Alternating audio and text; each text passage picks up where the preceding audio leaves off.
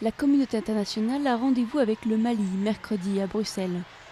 Invités par l'Union européenne et par la France, l'ONU, la Banque mondiale, l'Union africaine et une dizaine de chefs d'État vont assurer le Mali de leur soutien sur le long terme. Objectif de la conférence, réunir près de 2 milliards d'euros pour relancer le pays une fois les combats terminés. Les Maliens attendent beaucoup de cette aide internationale.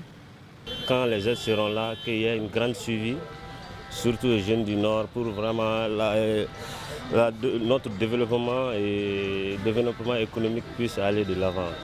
Les problèmes actuels du pays ont commencé en janvier 2012, quand le mouvement Touareg MNLA a commencé à attaquer les bases militaires et villes du Nord. Depuis janvier 2013, les forces françaises, maliennes et de l'Union africaine les ont repoussés jusqu'à Kidal.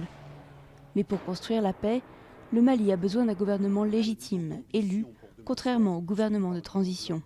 L'élection présidentielle est prévue pour le 28 juillet. Vous savez, si ces élections sont ratées, elles vont créer encore plus de problèmes que le Mali en a connu pendant sa crise. C'est-à-dire que ça signifierait le retour à la case zéro.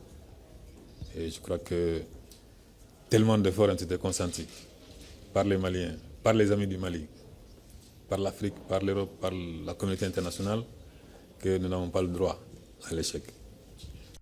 L'argent récolté à Bruxelles doit servir à remettre en état les services de base comme l'eau, l'électricité, la santé ou l'administration. Dans les régions du Nord libérées par l'intervention franco-africaine, l'occupation des islamistes a laissé des traces. Réseaux téléphoniques coupés, infrastructures détruites. Il s'agit également d'aider au retour des centaines de milliers de personnes ayant fui les groupes djihadistes et les combats depuis début 2012.